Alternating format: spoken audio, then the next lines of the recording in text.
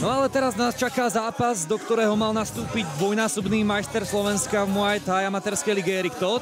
Ten bol ale pozitívne testovaný na COVID, preto 24 hodín pred začiatkom podujatia organizátori hľadali náhradu a našli ju v podobe Martina Oršuliaka.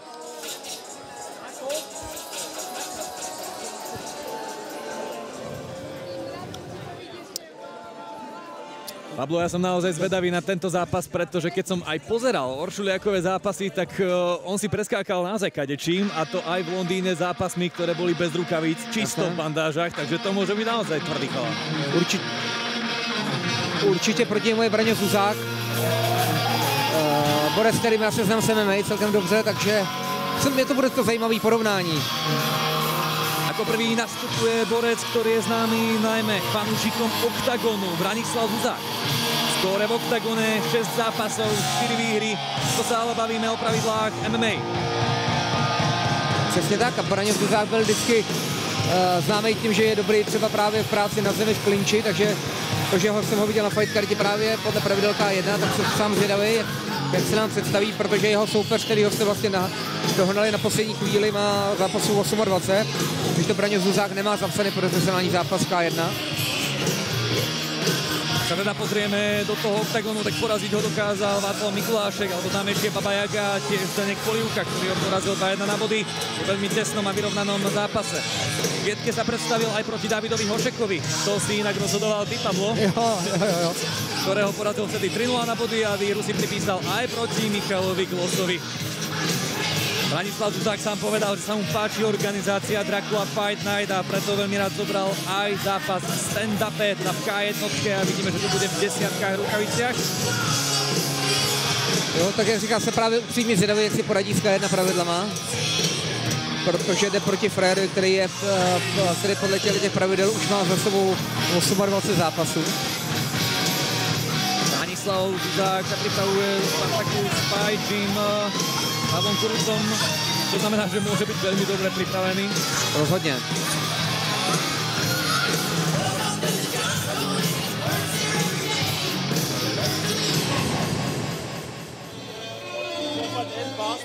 No a proti Branislavovi Zuzákovi bude stáť Martin Oršuliak. Tohto fightera zavolali organizátori naozaj ani nie 24 hodín pred začiatkom podujatia. Je to komplexný fighter.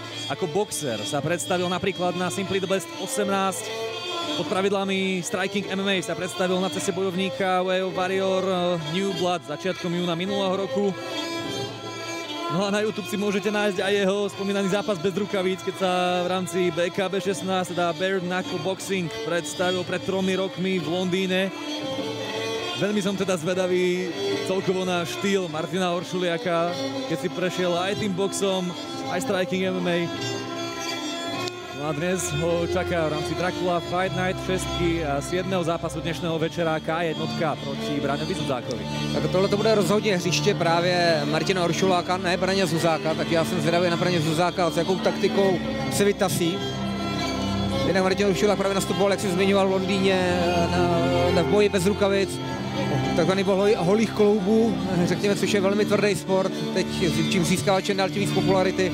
Já nejsem úplně fanoušek této disciplíny, ale je to teď prostě móda a frčí to.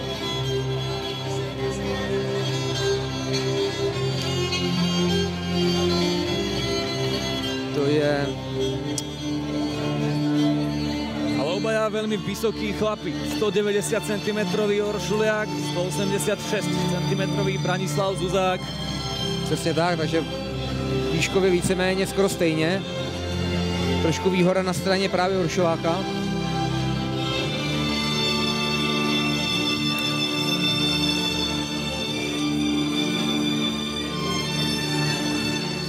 Dámy a páni, toto je 7. zápas dnešného večera a vás tu všetkých divákov Ministry of Fun Banská Bystrica poprosíme obrovský potlesk pre všetkých bojovníkov, ktorí majú za sebou už zápas a samozrejme čakajú nás ešte ďalšie. Máme pred sebou nádherný zápas, tentokrát v K1, kategória do 86 kg, 3x3 minútky v 10 rukaviciach. Poďme sa spoločne pozrieť do oboch rohov. Najprv modrý roh, 24 rokov, 186 cm. Úplná premiéra v stand-upe, ale za SFG a Olim Gym Šala pod vedením trénerom Pavlom Kurucom a.k.a. Lapom Branislav Zuzák!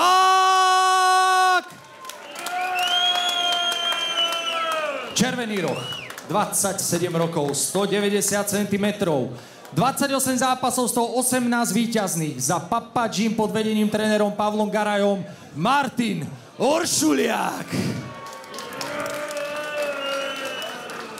Vašim rozhodcom v ringu bude Aleš Kuric. Borci před. Jedete 3x3 minuty, pravidla K1, pravidla znáte, pozdravte se, vraťte se zpátky do rohu. Martin Oršuliak je v podobnej situácii ako posledný Erik Todt, pretože práve Erik bol pozvaný na poslednú chvíľu na DFM 5 miesto Dvoržáčka.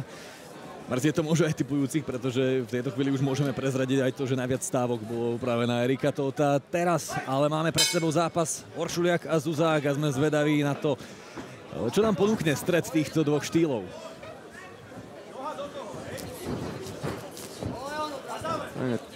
Snaží se Braňo Zuzák prosadit tou tvrdostí.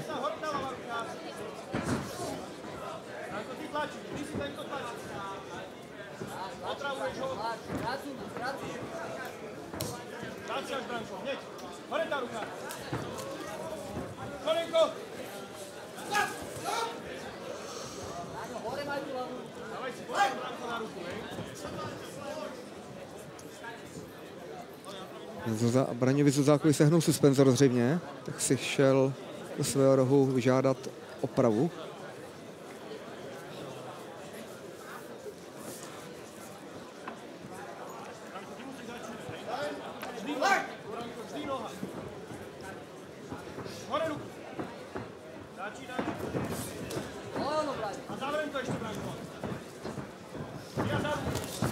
Dobrá, přední Braňo Zuzáka, tak Braňo Zuzák se rozhodně netváří, jako že by K1 nikde neboxoval. No aj som zvedavý, či ho to bude lákať ísť na tú zem. No, možná, že jo. Veľmi pekný výmený hneď. Nečakal na nič. Braňo v tom rohu inak teraz vyzeral trošku byť taký mlkvý, by som povedal. A každopádne, ako som spomínal, je to jeho premiéra, čo sa týka stand-upu. MMA predsa len je niečo iné.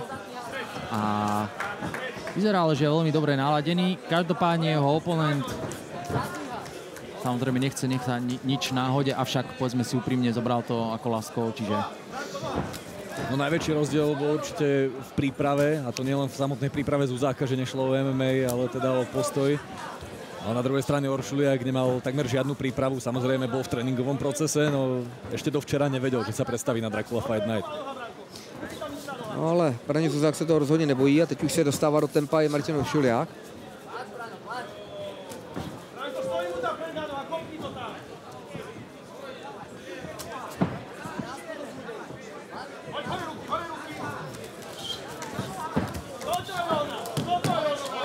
Tady pohyb Martina Oršuliaka.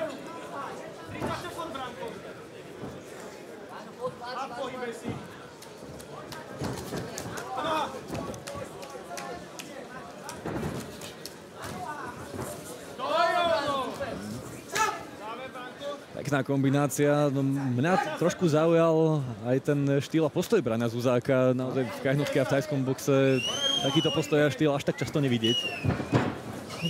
Určitě, určitě. Tak já pořád čekám, že dostane nějakou bombu a vezme to na zem. Dobrý spodek. Ten zazněl. Už byl po několikátý, začínal právě Martin Oršuliak tím spodkem.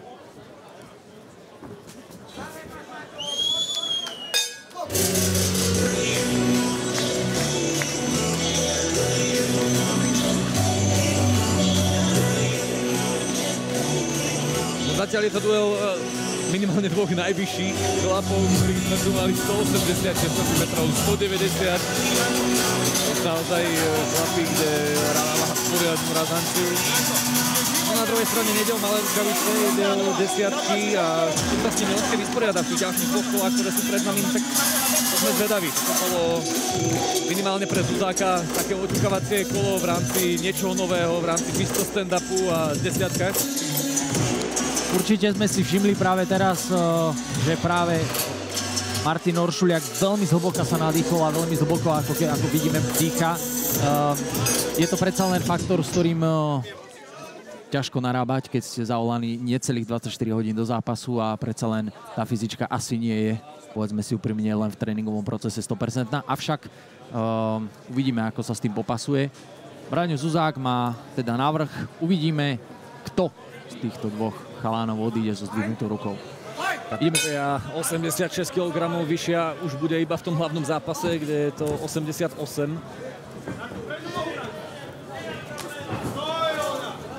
Páni sa zatiaľ tak, ale chcú spáť, očakávajú, ale išli nie do seba. Jo, teď to odnesí fotograf.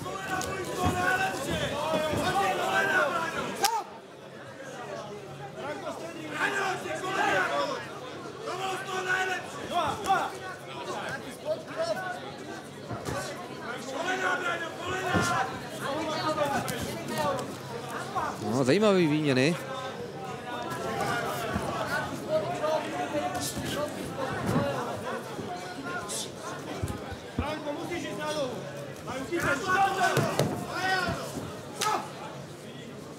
To jsem vidět, že Braňo Zuzák nemá ty údery tak efektivní, ne, že by do nich nedával údery, ale není prostě zvyklý bojovat v těch rukavicích. Ale co nemá v úderu, to nahrazuje bojovností. Dobrý high kick. Koleno.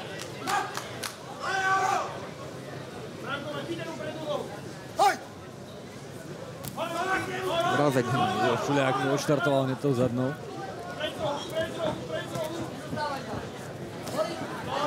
Teraz sa už o čosi viac sústredí na tú hlavu, ako na tie spodky.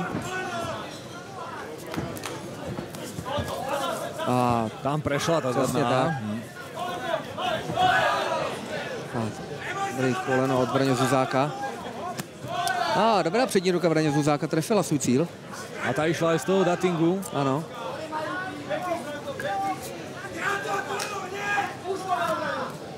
Ale teď ti Braňo sežral takovou přední na hlavu.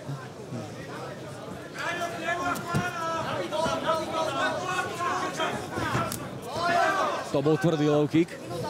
Rozhodně.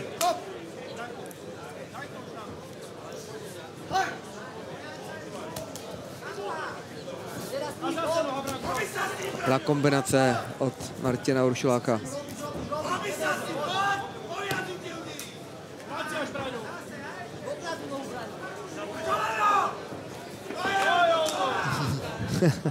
Oršuliak ešte zakýval tou hlavou.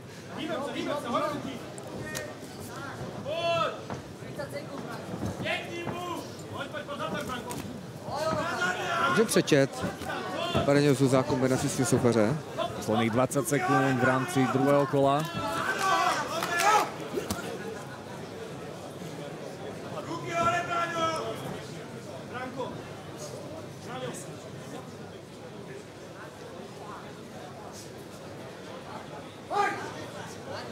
Napomínání za úder po tajmu. Po stopu. A naskočené koleno Zuzáka. A to si naštěstí pro Martina Oršuláka Oršulák pohlídal.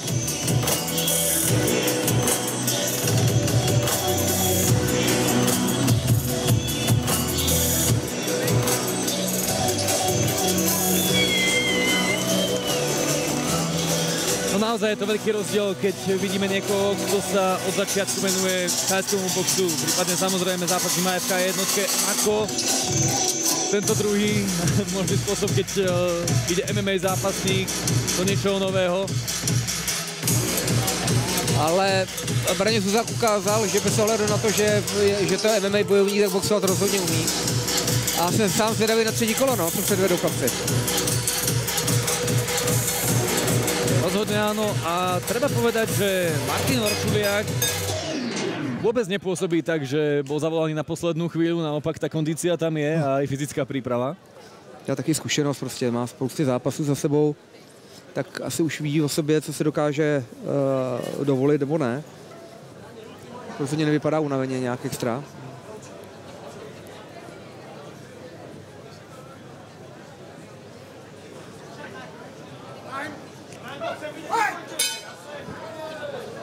Tak poďme na to. Tretie kolo.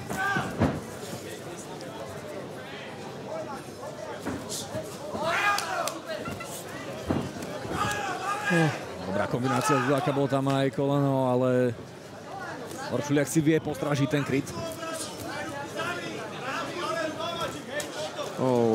Teď přečetl Martin Oršuliak kombinaci Braně Zuzáka, ale ten teď vrací stejnou mincí.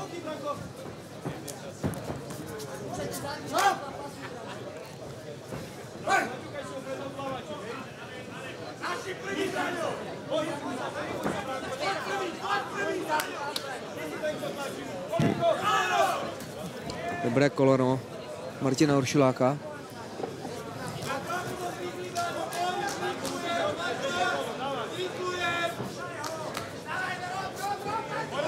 Už sú tie ruky, ale oveľa nižšie ako v prvom kole. Nějak teď to zkusil přes spodek, Marek Oršulák trefil, ale Braním to s Zuzákem to nic neudělalo, ale už má otevřený nos, celkem dost.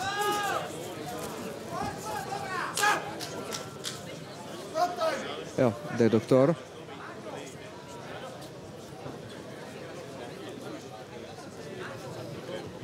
Tento čas hrá do karát práve teda Martinovi, ktorý zatiaľ vydýcha, ako vidíme v rohu. Hlboké nádychy. Aha, tak jde doktor na konzultaci, protože asi rána je hlubší, jestli pustí bojovníka do dalšího zápasu. Zdravotníci boli poriadne zamestnaní na poslednom Dracula Fight Night 5, keď ošetrovali po zápase Tutura a Talafov rovno oboch, aj preto sme tam mali zdržanie v začiatku zápasu Mazúch a Jakub Klauda. Minuta 40. Konec. Daj gázu. Ještě teď se možná pokusil přemluvit doktora, ale doktor ho nechce pustit dál, evidentně.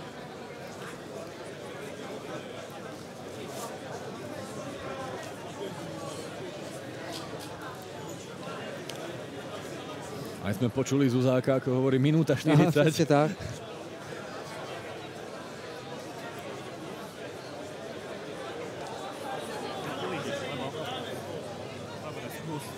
Jo, tak nakonec ho přemluvil Braňo Zuzák. Skončilo to slovom skús. Tak. Tak Braňo Zuzák to ide skúsiť. Ministri urobili jeden veľký bordel. Braňo Zuzák môže pokračovať.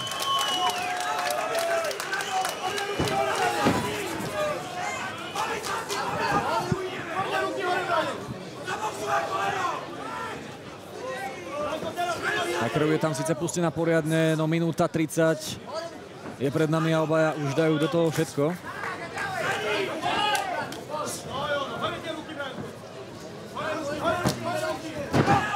Dobře zachytil Braňo Zuzák svého soupeře.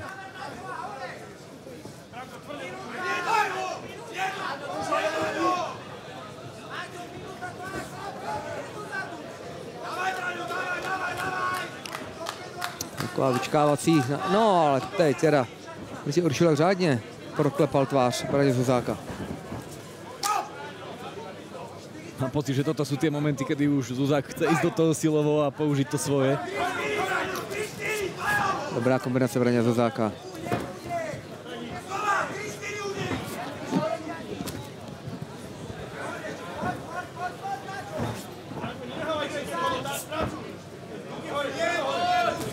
Asi 30 sekúnd tohohle boje. Je to určite pre ňoho ako keby nezvyk práve z toho MMA z malých rukavíc prejsť na veľké desiatky, kedy tieto práve rány nakrátko až taký veľký efekt, povedzme si úprimne. Oni v nich kluci samozřejmě hodně trénujou, ale trénink a zápas jsou dvě různé věci samozřejmě.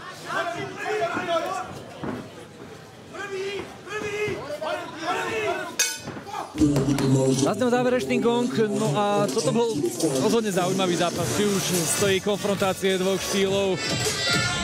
Čakali sme na to, ako sa popasuje Braňo Zuzák s pravidlami K1 a najmä s desiatkami rukavicami, tak ako tu teraz spomínal Marek Polonský. Bolo to pre neho niečo nové. Určite môžeme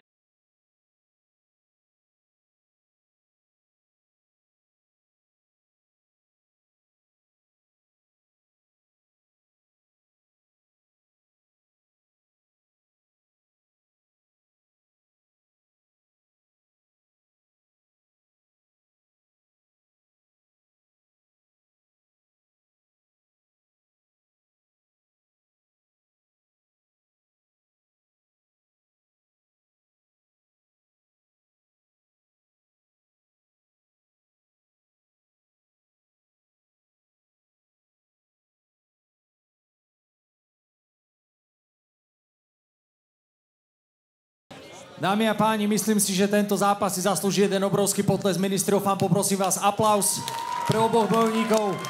My už poznáme samozrejme, milí diváci, výsledok. A ten znie. 3-0 na body, víťazí roh modrý Braňo Zuzák.